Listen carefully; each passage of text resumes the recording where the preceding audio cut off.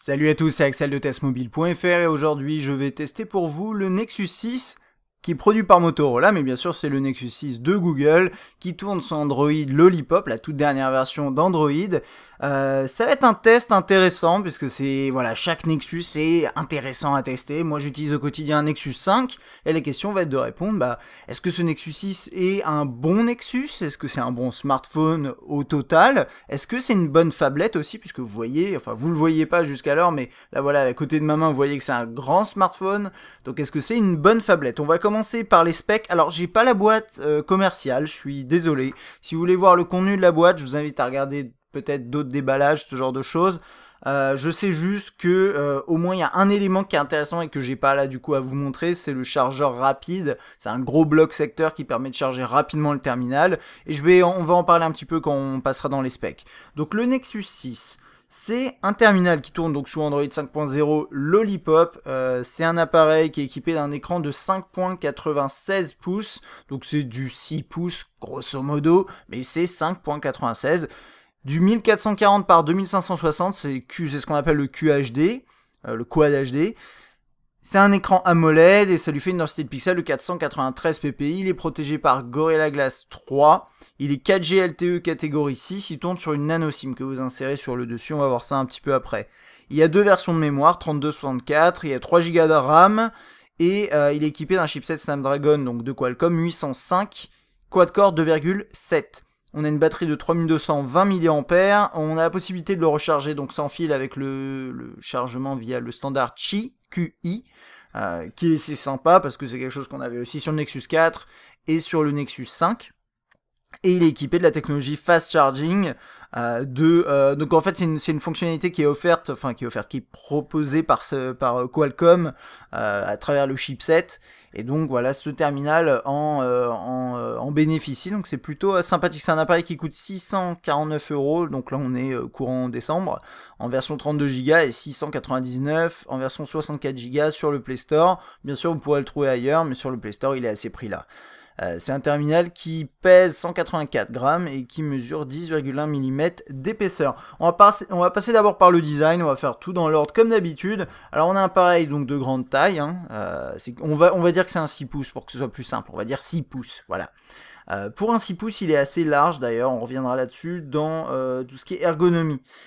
Alors, peut-être que ça vous dit quelque chose, ce smartphone. Si vous avez vu mon test du Moto X 2014, en fait, si vous voulez, c'est un Moto X 2014, mais en étiré, tout simplement, en plus grand. Alors, il y a d'autres différences, vous allez le voir, il y a pas mal de petits changements, au-delà du fait qu'il ait copié, entre guillemets, le design. Alors, quand je dis copier, attention, c'est Motorola qui produit l'appareil. Ils ont clairement développé le Moto X 2014 et ils ont décidé de faire une version un peu plus grande et qui a été choisie par Google en tant que Nexus. Alors après, je connais pas les procédures pour le processus interne entre Google et les constructeurs, mais c'est un truc comme ça. Et concrètement, vous avez deux versions. Là, c'est la version bleue et ça fait un bleu marine, bleu gris. Les tranches sont également bleues. Et vous avez une version grise avec l'arrière qui est vraiment gris très clair, qui a l'air un peu plus sympa d'ailleurs que cette version-là, mais j'ai pas choisi la version que je teste. Et sur les côtés, les tranches sont gris aluminium. Et d'ailleurs, en parlant d'aluminium, les contours sont en aluminium. Le dos est en plastique, mais les contours sont en aluminium. Donc ça, c'est plutôt chouette. Ici, vous avez la caméra frontale. Donc juste là. Là, on a quelques capteurs. Alors, il n'y a pas de LED de notification d'un point de vue fonctionnel, mais d'un point de vue matériel, il y en a une qui est cachée en fait derrière la grille, juste ici, et vous pouvez pas l'activer de base, il faut router le terminal et bidouiller un peu. J'ai vu ça sur XDA, je vous invite à chercher sur Google si vous avez envie de le faire. La raison principale, c'est qu'en fait, vous avez un système, alors on l'a vu très brièvement en marche et j'en parlerai après, mais concrètement, voilà, il est posé, vous le levez, et vous avez des notifications qui s'affichent. Ça, c'est censé remplacer le système de LED, parce qu'en fait, ce qui se passe, c'est quand vous recevez une notification, elle va s'afficher de cette façon-là. Voilà. Sur le bas, vous avez la sortie audio, et enfin, pas la sortie audio, excusez-moi, vous avez le deuxième haut-parleur, parce qu'on a un système de double haut-parleurs frontaux, à la manière du Moto G 2014. Ce qui est marrant, c'est que le Moto X 2014 n'avait pas ce système, donc vraiment on dirait que Google a un peu fait son marché chez Motorola sur ce produit là, ce qui est plutôt sympa. Et on a un second micro qui doit être, enfin le micro principal qui est caché quelque part. On a le jack 3.5 ici avec le tiroir pour la nano SIM, pardon. On voit des petites lignes ici, c'est parce que comme l'appareil est en aluminium, il y a besoin de faire passer les ondes, et ça c'est des petites lignes en plastique qui font la jonction en fait avec la coque arrière, enfin voilà. Ensuite là on a la touche on-off verrouillé déverrouillé, la gestion du volume, il se place assez bien, mais on en parlera quand on parlera d'ergonomie à proprement parler. Là on a le micro USB avec c'est tout, il n'y a pas grand chose à dire, des mentions obligatoires et toujours deux petites lignes en plastique. Et on n'a rien sur la gauche. À l'arrière on a cette coque là, donc en plastique, c'est arrondi pour épouser la forme de la main, donc ça c'est plutôt sympa. On a l'appareil photo ici. Donc comme sur le Moto X 2014, c'est du donc 13 mégapixels. J'ai pas parlé d'ailleurs de ça, étrangement je l'ai pas noté dans les specs, alors je sais pas pourquoi. C'est complètement débile. Je vais juste ressortir ça très rapidement. Normalement c'est 13, je veux pas dire de bêtises. C'est 13 mégapixels, voilà, avec dual LED, et vous avez un système de OIS, donc vous avez un système de stabilisation optique. Et donc il y a un système de flash circulaire qui est censé mieux éparpiller, enfin diffuser la lumière quand vous utilisez le flash, et vous verrez que c'est pareil que sur le Moto X 2014, c'est-à-dire que c'est intéressant mais sans plus. Et là un petit relief pour le logo Motorola, l'inscription Nexus, et c'est à peu près tout. Un second microphone ici, la coque arrière n'est pas amovible. Je pense que ça va être tout pour parler de ça. Alors côté ergonomie, bon on va pas y aller par quatre chemins, c'est une phablette, c'est ce qu'on appelle une phablette. Et une phablette c'est difficile à utiliser à une main de base. Après c'est un appareil qui est bien fini, il utilise des matériaux on va dire premium, c'est un design premium et du coup quand on le prend en main c'est quand même confortable. Maintenant oui à une main vous voyez c'est pas possible. Les boutons sur le côté sont bien placés, sont bien faits, ils ressortent bien.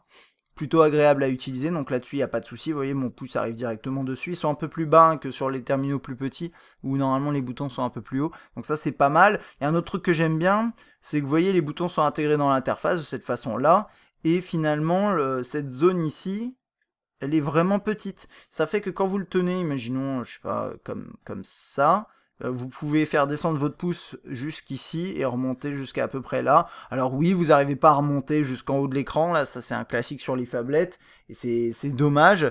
Mais on va dire que Motorola, Google ont essayé d'optimiser au mieux, on va dire, le design avec cette zone en bas qui est plutôt fine. Bien sûr, c'est pas idéal en utilisation à une main. Par contre, alors à deux mains, c'est pas mal du tout, il n'y a pas de souci, hein. C'est un classique. Et puis il tient bien en main, comme je vous disais, agréable à manipuler. Alors, donc voilà, donc à une main c'est pas possible. Le seul truc c'est que ce serait pas un problème s'il y avait comme sur l'iPhone 6, comme sur le Note 4, comme sur le Mate 7, des fonctionnalités intégrées dans l'interface qui permettent tout simplement d'optimiser ces usages à une main.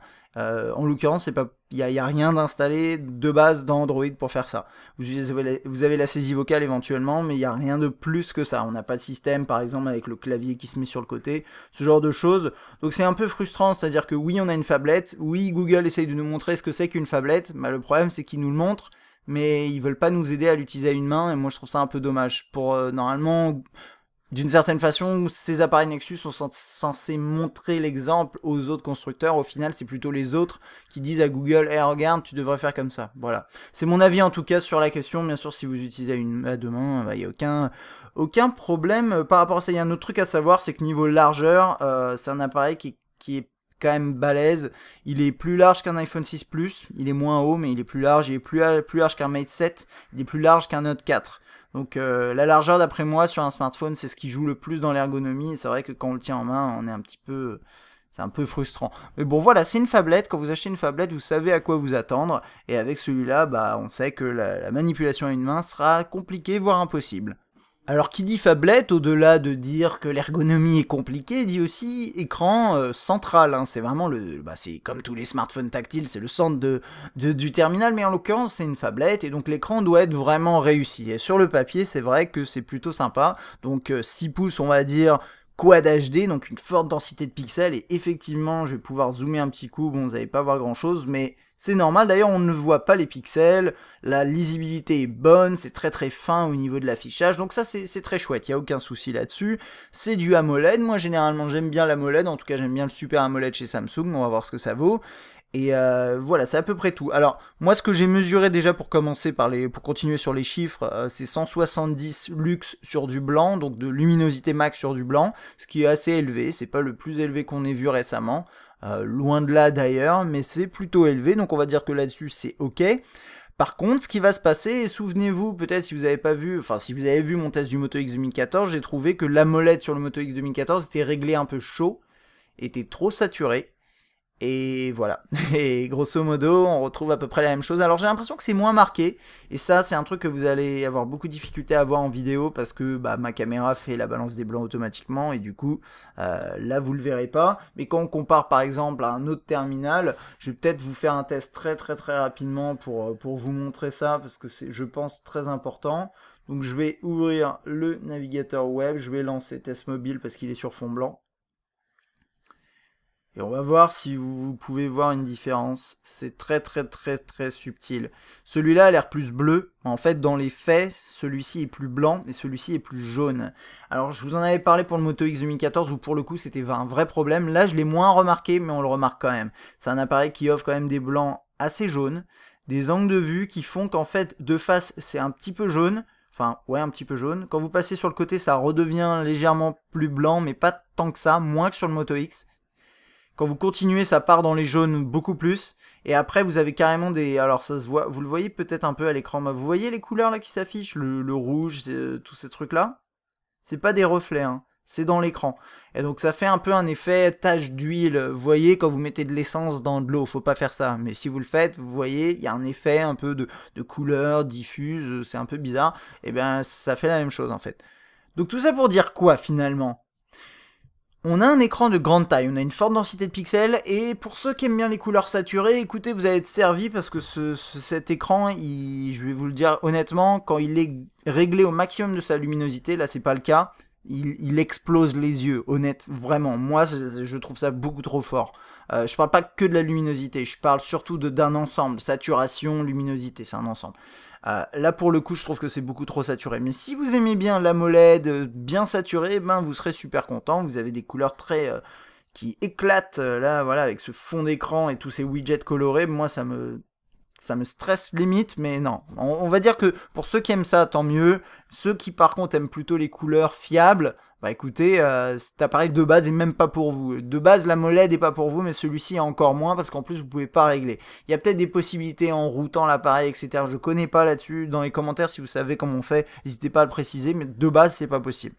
Donc tout ça pour dire que voilà, vous avez une phablette avec un bel écran, une densité de pixels importante, etc. Moyennant quoi, moi je trouve que c'est trop saturé. Les blancs sont jaunes, les angles de vue sont mauvais. Donc personnellement, je suis déçu par cet écran parce que j'essaye d'être exigeant dans mes tests. Après, la plupart des utilisateurs vont trouver que l'écran est magnifique, peut-être. Parce qu'avec les couleurs qui flashent, la densité de pixels, on a l'impression qu'il est magnifique. Mais moi, avec mon regard et en étant exigeant, je trouve qu'il est décevant. Donc voilà, après, ça sera à vous de voir en fonction de vos goûts. Mais en soi, il n'y a pas de gros défauts, vraiment à proprement parler. C'est plus une question de goût et d'essayer d'avoir un écran le plus fiable possible, le mieux calibré possible. Et pour le coup, bah, je trouve qu'on est complètement à côté de la plaque. Passons maintenant aux fonctionnalités. Comme je vous disais, il tourne sur Android 5.0 Lollipop. Ça va aller assez vite parce que il est dans sa version vraiment pure, hein. C'est un Nexus, donc on a un OS pur. Quand je dis pur, c'est à distinguer de brut.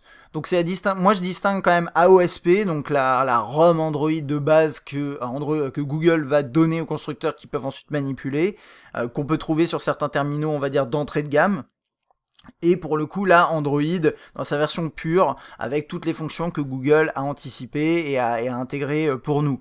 Alors le premier truc à noter, c'est que vous n'avez pas la possibilité de survoler l'écran comme le Moto X 2014 et avec les notifications qui s'affichent, c'est quelque chose qui n'est pas intégré tout simplement. Et d'ailleurs ça se voit, vous voyez, vous n'avez pas tous les capteurs de mouvement qu'on avait sur le Moto X 2014, d'ailleurs ça rend le terminal un peu plus sobre, on va dire en termes de design, c'est pas plus mal. Par contre quand vous le prenez dans votre main, eh bien vous avez cet écran là qui s'affiche. Alors ça s'affiche pendant une petite seconde et normalement ça disparaît après, voilà.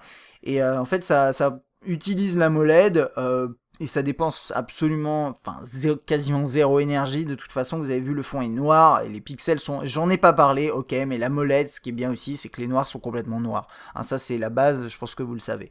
Mais là vous voyez, il va pas dépenser beaucoup d'énergie pour vous montrer ça, donc les notifications, l'heure, ce genre de choses. Alors normalement vous pouvez c'est un peu bizarre, mais par exemple si vous le posez comme ça, que vous attendez un peu et que vous le faites bouger, genre comme ça, voilà, ça va s'afficher. Mais il faut vraiment y aller un peu costaud pour que ça s'affiche. Alors après, vous pouvez déverrouiller l'écran et vous pouvez accéder bien sûr à l'écran de déverrouillage de cette façon-là.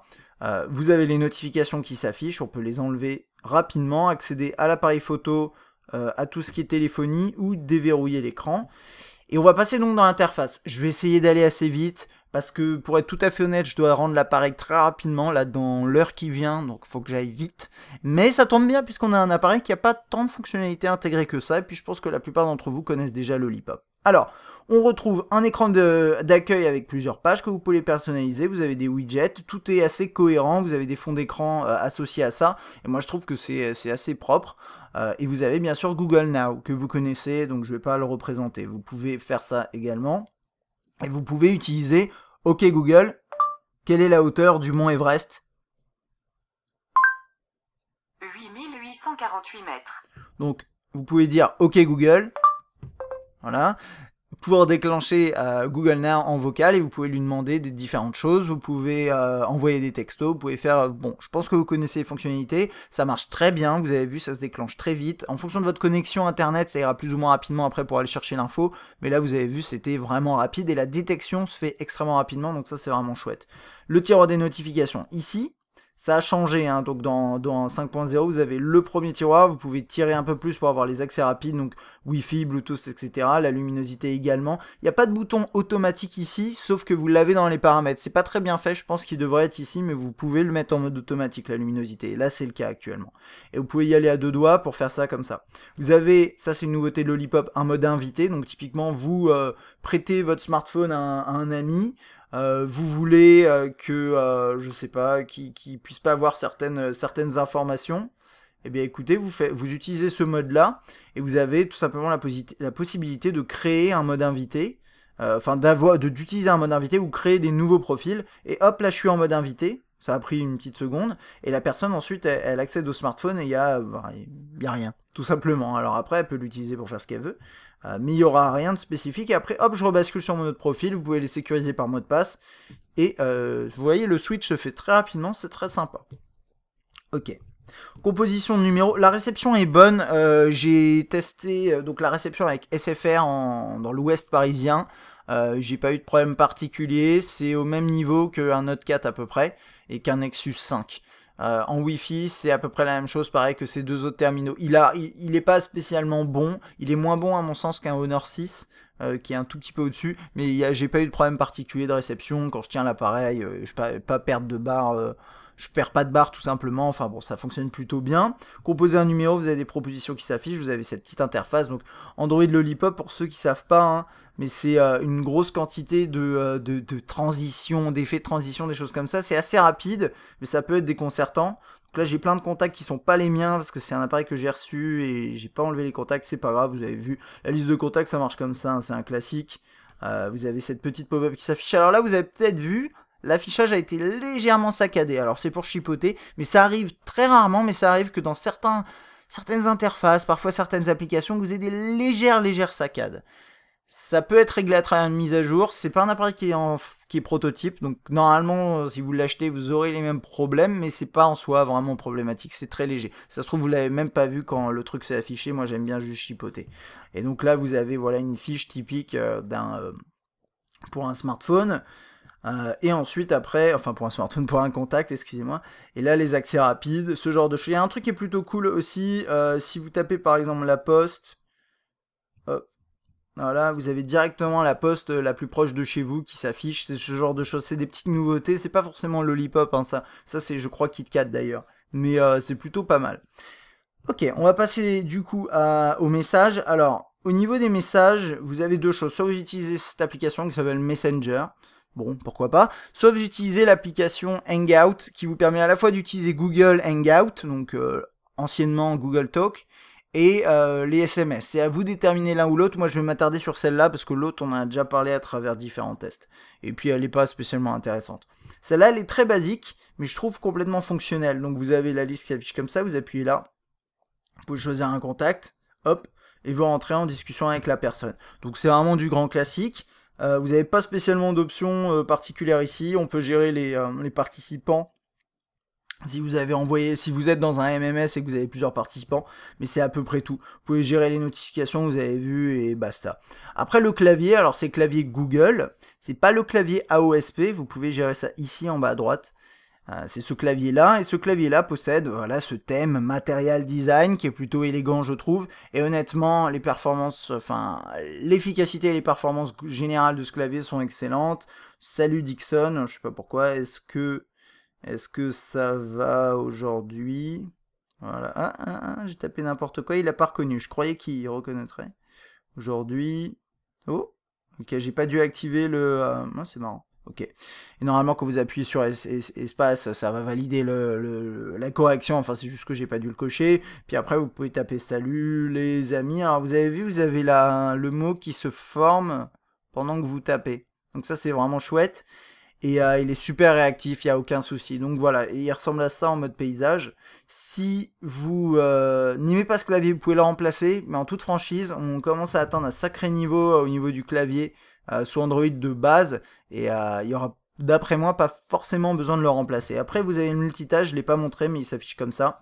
Je suis pas fan, parce que je trouve que ça, par exemple, quand vous êtes là, j'ai Messenger, téléphone, Google Now, et c'est tout. On peut voir 3 applications. Après, il faut défiler comme ça. Et je trouve que c'est pas pratique du tout. Je préférais quand il y avait toutes les petites vignettes, ce genre de choses. Donc bon, voilà, c'est comme ça que c'est intégré dans le Lollipop et on n'y peut rien. Et le menu principal, le menu des applications est comme ça. Il n'y a pas de réglage, on peut rien faire de spécifique dedans. On peut pas trier, on peut pas créer de dossier. Mais vous avez toutes vos applications qui sont par ordre alphabétique de cette façon-là. Si vous restez appuyé sur une application, ça permet de la mettre sur l'écran d'accueil. Ok.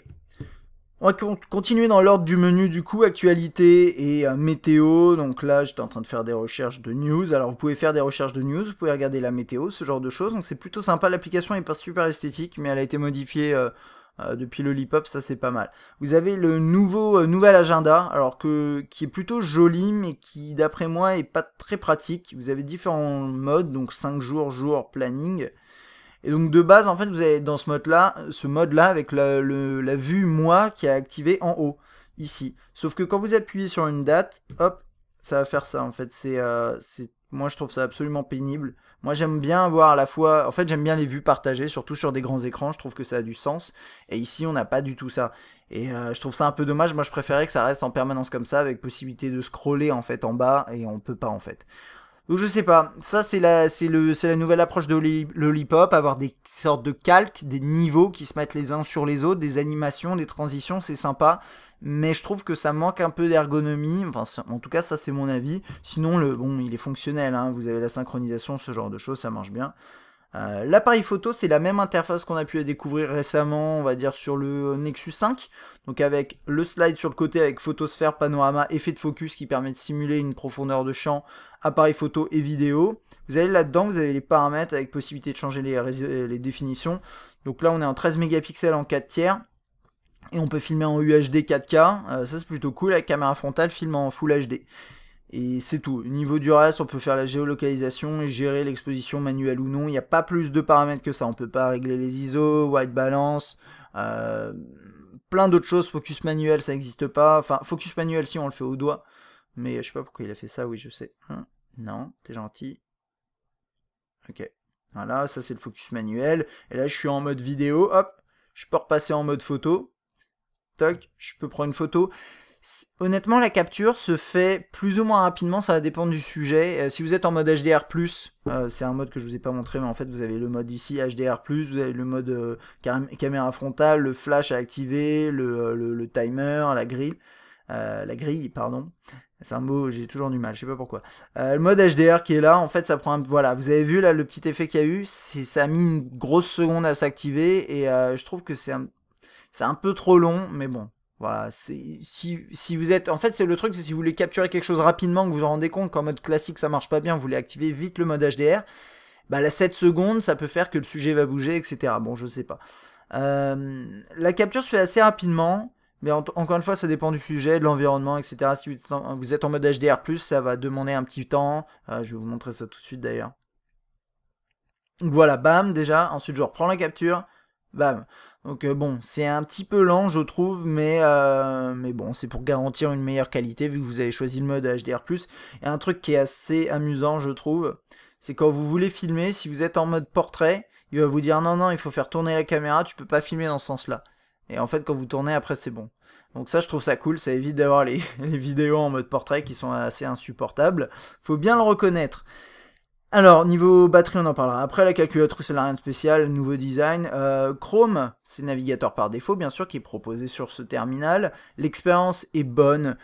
Vous avez, bien entendu, un écran énorme. Et donc, vous avez plus de place. Et si vous comparez à d'autres terminaux, globalement, vous allez avoir un peu plus d'informations. Il y a à peu près ça qui s'affiche en plus. Enfin, ça va dépendre, bien sûr, des différentes tailles d'écran et différentes résolutions. Mais en tout cas, avec cet appareil, vous avez vraiment une navigation web qui est super confortable. Alors, pas forcément plus que sur un Note 4, un Mate, etc., bien sûr. Mais au final, on se retrouve vraiment avec un appareil qui offre une superbe expérience. C'est très très fluide. Il n'y a pas de souci là-dessus. Je peux ouvrir un article rapidement. Bam. Je peux lancer la vidéo, éventuellement j'attends que ça charge. Là on a les commentaires qui vont charger normalement, juste en dessous, s'il y en a, il n'y en a pas apparemment. Voilà, vous pouvez copier-coller du texte, vous pouvez faire ce que vous voulez. Alors normalement ça c'est une vidéo, je sais pas si elle s'affiche. Moi j'utilise sur le site un player particulier, normalement c'est censé s'afficher, c'est un peu perturbant, mais normalement ça marche, vous inquiétez pas. Les contenus flash, ils s'affichent, les contenus HTML5 s'affichent également. Les contacts, on a regardé. Vous avez Doc et Drive. Alors Doc, ça va vous permettre tout simplement de créer des fichiers, des documents, donc différents documents. Vous pouvez, donc ça c'est plutôt un document texte, hein, vraiment à proprement parler. Après, je vais revenir en arrière s'il veut bien. Voilà. Vous avez le menu ici, et si vous revenez là-dedans, vous faites Drive. Vous pouvez très bien faire plus et créer un Google Sheet. Donc moi honnêtement je comprends pas pourquoi il y a Google Doc qui est là. Peut-être c'est parce que D et du coup c'est trié au début du menu. Mais en tout cas vous pouvez créer des slides, Google Sheets. Donc c'est l'équivalent de Excel, Word et PowerPoint en gros. Hein. Et normalement ouais, slides il est ici et Sheets il est ici. Voilà. Donc c'est pour ça qu'il y a Docs qui est juste là. Email, alors là c'est un peu perturbant, vous allez voir, vous lancez email, normalement il y a 2 clients email hein, comme d'habitude, et là il y a écrit non, attention, ce client email universel n'existe plus, il a été remplacé par Gmail, qui permet maintenant d'intégrer des nouveaux, d'autres fournisseurs en natif, hein, parce que vous pouviez le faire à partir de l'interface web, etc., mais là maintenant c'est beaucoup mieux intégré, donc concrètement ce que vous avez à faire c'est assez simple, si vous allez là-dedans, et vous voyez, moi je peux basculer entre mes deux comptes. Donc mon compte live, ça c'est un compte live ici, voilà, avec 2 mails, et mon compte Gmail. Et ça se configure dans les paramètres, l'interface est réussie, il n'y a pas de souci. Par contre, il y a un truc que je comprends pas, c'est que dans la mesure où cette application-là, elle permet quoi? De lire vos mails et de configurer n'importe quel compte email. En fait, sauf erreur de ma part, c'est exactement les fonctionnalités qu'on trouvait dans ça avant. Donc, ce que je comprends pas, c'est pourquoi ils ont décidé de supprimer celui-là et plutôt de vous forcer à utiliser une application qui s'appelle Gmail pour accéder à votre compte Live ou Outlook ou Yahoo, etc. Et la seule explication pour moi, c'est parce qu'ils ont envie que vous utilisiez une icône qui s'appelle Gmail à chaque fois que vous voulez accéder à vos mails. Je comprends pas la logique. Pour moi, ça n'a pas de sens. C'est même limite stupide. Mais bon, ça fonctionne, vous avez vos mails, ça marche bien, vous pouvez avoir des widgets, etc. Donc là, il n'y a pas de souci, c'est juste que je trouve que ce choix, ça n'a pas de sens en tant que tel. Ça a un sens business, mais ça n'a pas de sens pour l'utilisateur, d'après moi. Alors ensuite, vous avez Fit, qui est une application santé, qui est assez limitée, en fait, de base, vous pouvez pas faire grand-chose, ça compte vos pas, vous pouvez mettre votre poids, et basta. Et après, ce qui va se passer, c'est que vous aurez plus ou moins d'informations affichées en fonction des applications qui sont compatibles avec ça et qui intègrent en fait les contenus. Donc voilà, vous avez les applications connectées. J'en ai installé quelques-unes et j'ai l'impression que pour l'instant, il n'y a pas beaucoup de contenu qui peut être importé. Mais normalement, à terme, ce qui va se passer, c'est que vous aurez, à la manière un peu de Apple avec l'application santé d'Apple, je crois que c'est iHealth, si je ne me trompe pas.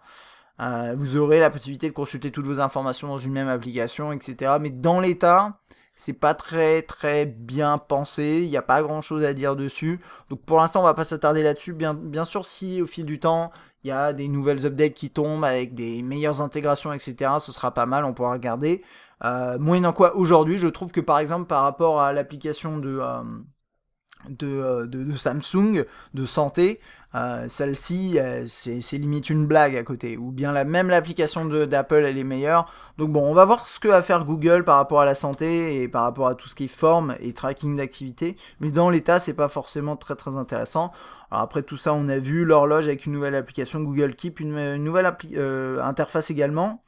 Maps qui est très sympa avec le material design qui est bien intégré. Les paramètres, je vous les montre très rapidement, mais c'est les paramètres vraiment de base. Ça ressemble à ça. Il n'y a pas vraiment de fonctionnalité spécifique. Le petit truc que je peux vous montrer, peut-être, c'est affichage en mode veille. C'est le truc que je vous ai montré au début. Quand vous soulevez l'appareil, quand une notification arrive, ça s'allume. La batterie qui est là. On voit que c'est l'écran qui consomme le max. Que dire de plus? Il y a d'autres petits trucs qu'on va voir. Moi, je pensais à une petite chose. Je vais essayer de vous montrer ça. Ça va être tout déjà. Voilà, c'est ici. Je sais pas à quel point c'est nouveau, honnêtement. Mais je crois que c'est depuis le Lollipop. En fait, vous avez la possibilité de gérer si une application a le droit ou pas d'envoyer des notifications sur votre appareil. Et ça, je trouve ça plutôt cool. C'est intégré directement dans les paramètres. C'est assez bien foutu. Ensuite, vous avez la galerie qui est là, qui est assez basique. Vous avez ce qui est sur l'appareil, la corbeille, les photos. Si vous configurez, alors normalement, je pense que ça doit intégrer aussi vos photos Google+. Mais c'est à peu près tout. D'ailleurs, par rapport à ça, j'ai essayé de configurer un compte Facebook, un compte Twitter. Et j'ai aucune possibilité d'intégrer mes contacts Twitter et Facebook dans ma liste de contacts pour par exemple afficher leurs informations ou afficher leur avatar. Et ce genre d'intégration avec d'autres services, j'ai l'impression que c'est en train de disparaître d'Android. Alors je peux me tromper, et on va suivre ça de près pour voir dans quelle direction ça va, mais dans l'état, il n'y a vraiment pas grand chose d'intégrer avec des réseaux sociaux, quoi, d'autres services tiers. Donc ça ressemble à ça. Là, c'est en train de charger les vignettes, c'est un peu lent. Et c'est la première fois, je crois, qu'il les charge, c'est pour ça. Ensuite, vous accédez à là, vous pouvez lancer un diaporama, accéder aux paramètres, vous pouvez la partager, vous pouvez également l'éditer de cette façon-là, et il y a plein d'effets, c'est plutôt sympa, mais ça on connaissait déjà. Vous avez recadré, faire pivoter, vous avez des effets déjà tout faits, qui sont là, un peu à la Instagram, mais vous avez des trucs encore mieux, par exemple, je sais pas, drame, qui est vraiment un mix de différents réglages, un rendu HDR. Donc si vous faites une photo en HDR et que vous rajoutez ça, vous aurez quelque chose d'incroyable, centrage, cadre. Enfin bon, voilà, vous avez quelques effets sympas. Alors, on va parler du coup qualité rapidement, photo, vidéo. Pour aller plus loin, je vous invite vraiment à consulter le test écrit et la vidéo sur YouTube, où il y a la vidéo 4K qui est diffusée. Mais en 2 mots, je vais ouvrir une photo pour vous montrer. Donc 2 jours... je trouve que c'est bien, c'est le focus fait rapidement, les couleurs sont bonnes, c'est parfois un peu pâle, honnêtement. J'ai un peu ce sentiment là. Alors là, vous le voyez pas parce que vous êtes, il y a la dalle aussi AMOLED qui fait l'effet de resaturer les couleurs, mais sur un écran bien calibré, je trouve que c'est un poil pâle. Bon, après on peut s'en contenter, mais ça manque peut-être un peu de contraste et c'est ça qui manque peut-être. De nuit, ça va dépendre des conditions. Si vous êtes dans des conditions, on va dire, je vais vous montrer ça, on va dire comme ça, à savoir en intérieur avec un plafonnier allumé par exemple, mais pas une lumière incroyable, vous aurez quelque chose de décent. Les couleurs sont bonnes, la balance des blancs s'effectue relativement bien, le focus c'est parfois difficile, mais sinon c'est pas mal. Par contre, si vous êtes vraiment de nuit, bah écoutez, ça donne ça, à savoir, généralement on voit rien. Alors, là, il y a une photo, vous la voyez pas parce qu'il y a la caméra, les reflets. Donc, regardez l'échantillon sur testmobile.fr sur le test écrit. Ça, c'est en mode HDR+. Et ça, c'est avec le flash. Voilà. Donc, de nuit, honnêtement, c'est vraiment pas terrible. Vous pourrez utiliser le flash. Et le flash, il fait à peu près bien son boulot. Mais c'est pas si uniforme que ça. Et finalement, la puissance est pas...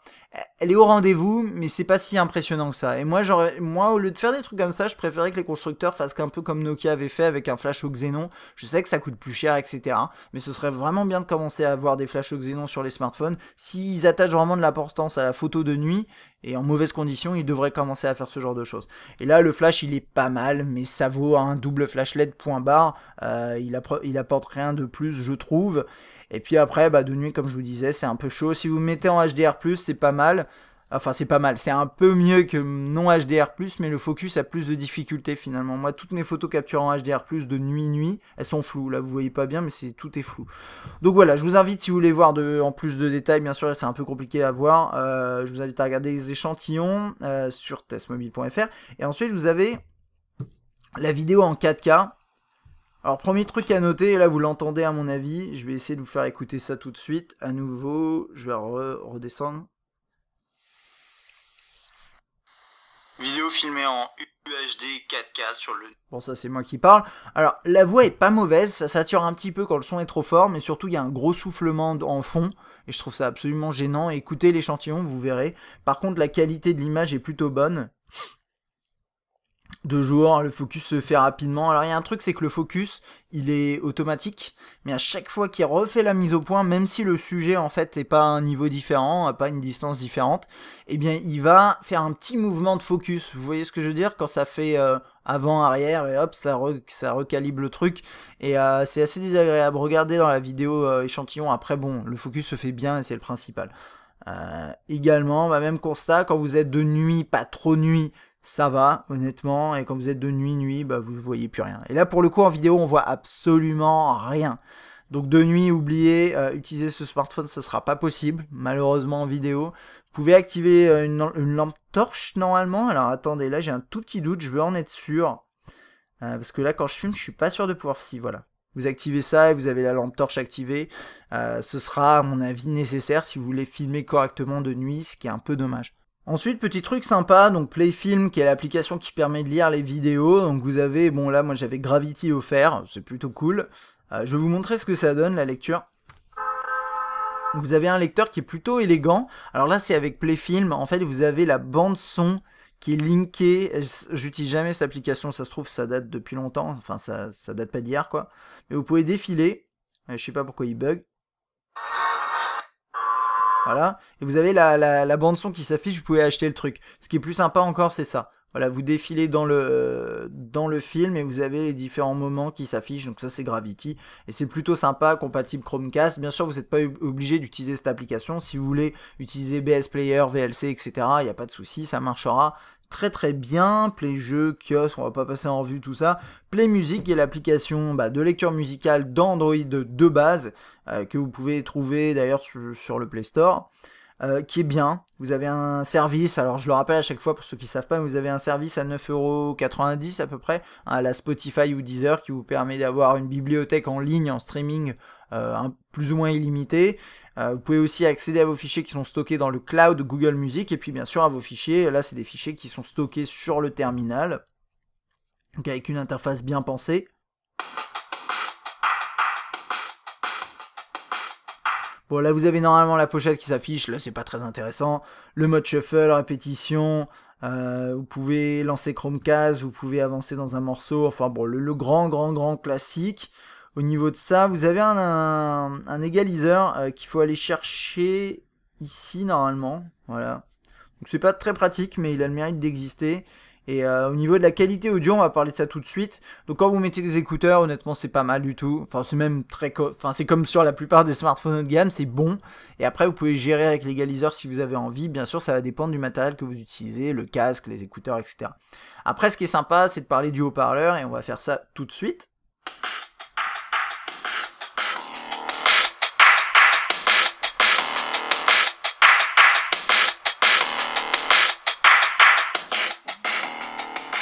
Alors, double haut-parleur de face, donc les deux de un de chaque côté.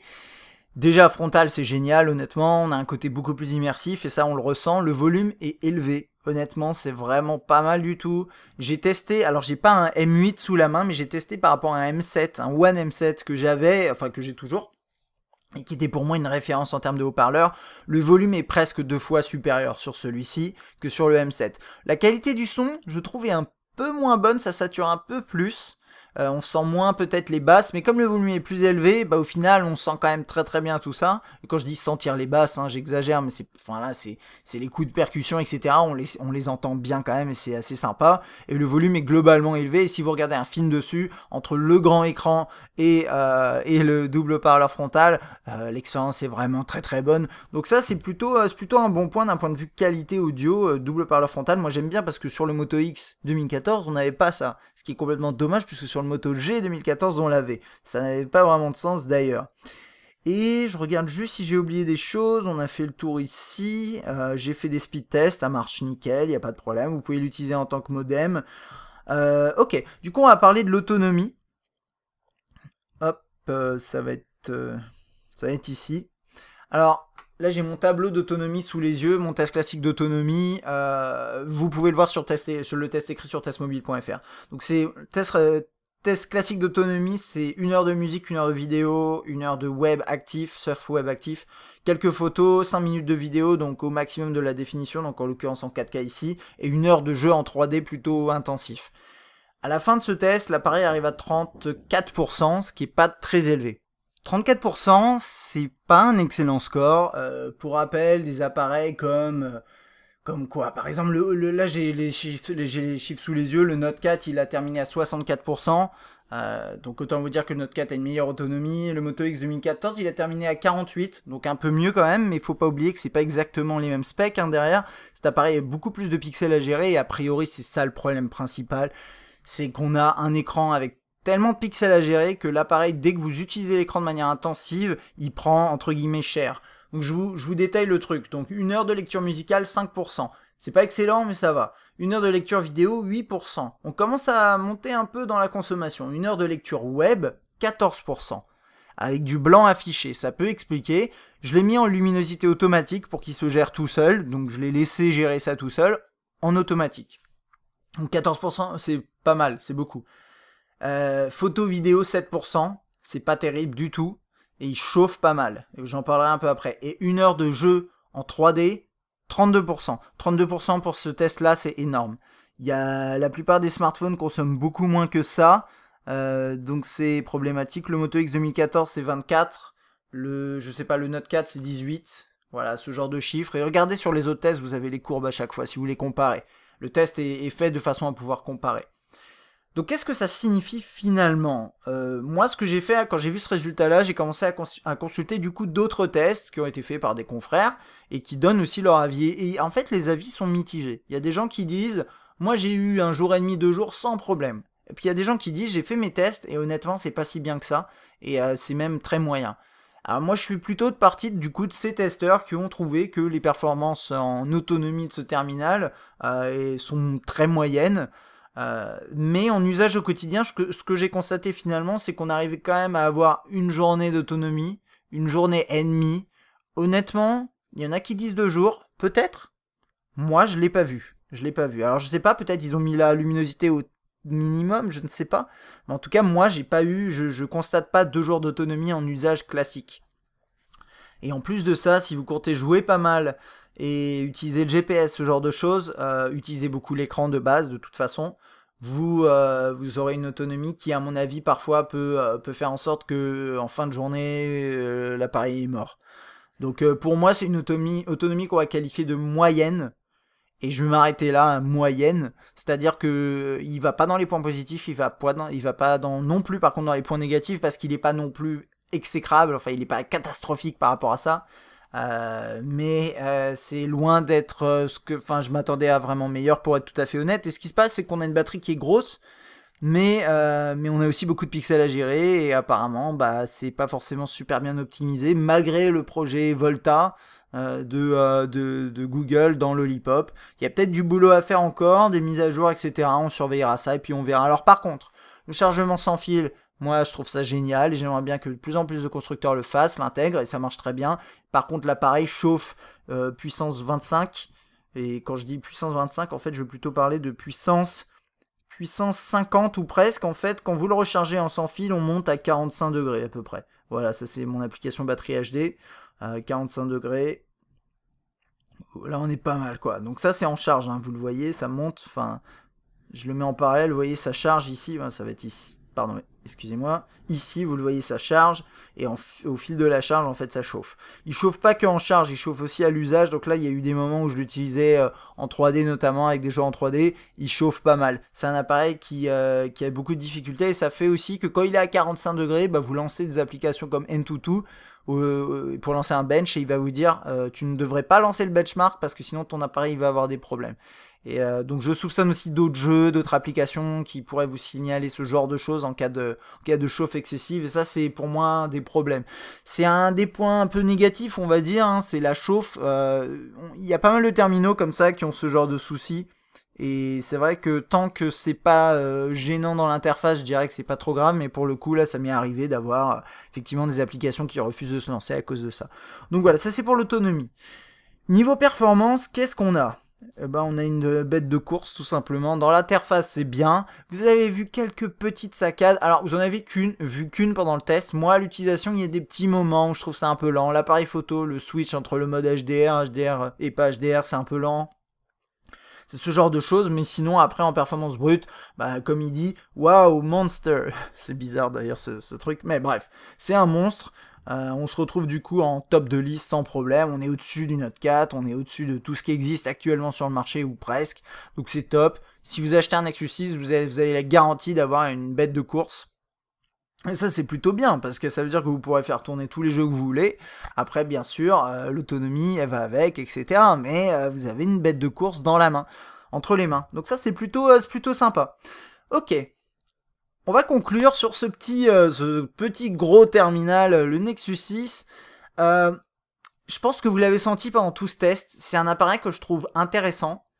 Mais si vous me demandez aujourd'hui, Axel, est-ce que tu veux changer? Est-ce que tu veux mettre au placard ton Nexus 5? C'est absolument hors de question. Alors après, ça va dépendre de vos besoins. Si aujourd'hui vous cherchez une phablette sous Android, pourquoi pas?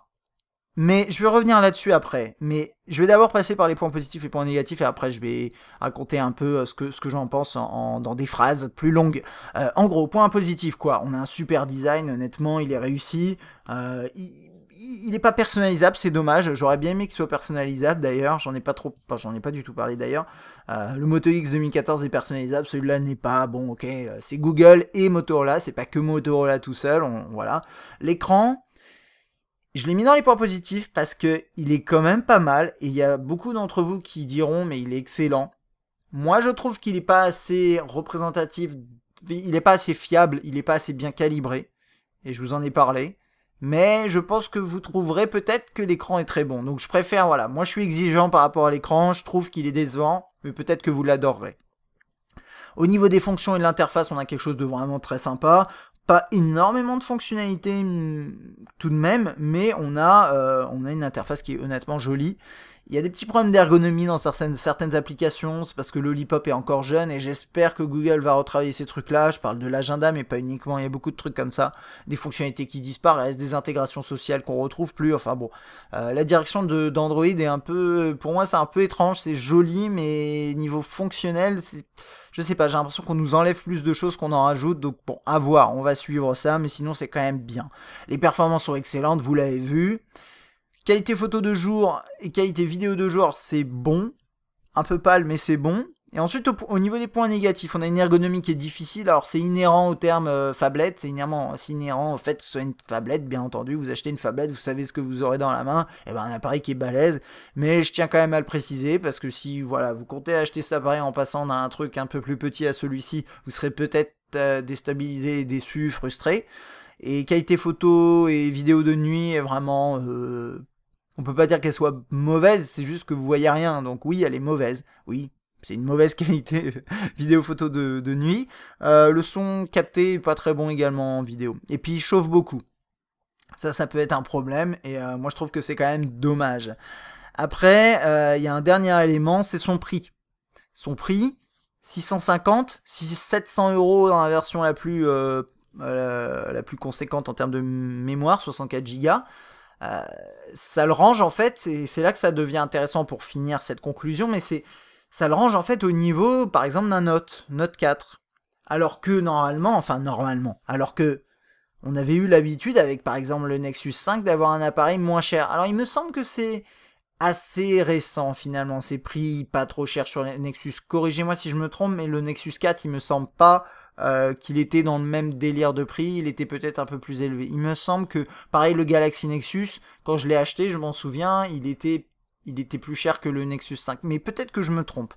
Mais en tout cas, ce qui était sympa avec le Nexus 5, c'était le top, on avait la dernière version d'Android, on avait un appareil super équipé, et qui était pas cher en plus. Alors oui, on pouvait pas se l'approvisionner, enfin on pouvait pas se l'acheter parce qu'il était plus disponible, donc ça c'était le problème, mais c'était un peu l'équivalent du OnePlus One, si vous voulez.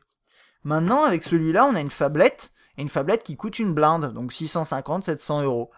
Alors du coup, ça le met en concurrence avec des appareils comme le Note 4, comme d'autres terminaux de ce genre-là.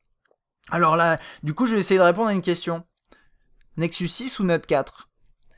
Et en pesant vraiment tous les éléments l'un à côté de l'autre, pour moi, le Nexus 6, il est intéressant que pour une possibilité, c'est si déjà vous aimez ce design, de deux, vous avez envie d'avoir Lollipop maintenant, parce que vous êtes un développeur ou parce que vous adorez Android, parce que vous voulez toujours la dernière version. Et peut-être que vous aimez bien aussi tout ce que vous avez vu pendant ce test, bien entendu. Mais à côté de ça, quand on met le Note à côté, on a une meilleure autonomie sur le Note, on a les mêmes perfs plus ou moins. On a une interface qui est certes moins sympa, mais qui intègre au moins 150-200 fonctionnalités en plus. Alors ouais, ça peut sembler gadget, ça prend de la place, ça alourdit l'interface, etc. Mais au final, les performances sont bonnes sur le Note 4. Et puis vous avez les fonctions Note pour ceux qui ont envie. Donc honnêtement, si aujourd'hui je devais choisir une phablette entre le Nexus 6 et le Note 4, j'aurais plutôt tendance à me diriger vers le Note 4. Bon, ça c'est mon avis. Après, pour un iPhone 6 Plus, j'en parle même pas parce que c'est iOS versus Android, le débat est pas du tout le même. Par rapport à un Mate, pour le coup, j'irais plus sur le Nexus 6 et encore. Là, je trouve qu'ils arrivent à peu près au même niveau. Après, niveau performance, celui-là est au-dessus à mon sens. Donc voilà, c'est le seul problème finalement dans tout ça, c'est un produit qui est loin d'être parfait. Et personnellement, je suis pas déçu, mais un petit peu quand même, et je l'achèterai pas. Mais c'est quand même un excellent smartphone, faut pas dramatiser non plus. On a en face de nous un excellent smartphone. C'est juste que par rapport à la gamme Nexus, je m'attendais à un prix inférieur, je m'attendais à une prestation globalement un peu meilleure. Et au final, on a quand même quelques points qui moi, personnellement, me chagrinent. On n'a pas une autonomie qui est excellente. Alors, le Nexus 5 est très mauvais en autonomie également, hein. Donc ça, c'est dommage, c'est des points où ils auraient pu s'améliorer. Donc voilà, ce sera à peu près tout pour mon test du Nexus 6. J'espère qu'il vous aura été utile. Si vous avez des questions, n'hésitez pas à laisser un commentaire, ce genre de choses. Sachez par ailleurs que le Nexus 6 a fait l'objet d'un live, test mobile live, qui est diffusé sur YouTube, pendant lequel en fait j'en parle pendant au moins 1 heure, 1 heure et demie, je réponds à pas mal de questions, etc. Donc si vous voulez compléter ce test, ça peut être une idée de regarder ce segment de test mobile live. Et j'espère que cette vidéo vous a plu, puis moi je vous dis à la prochaine.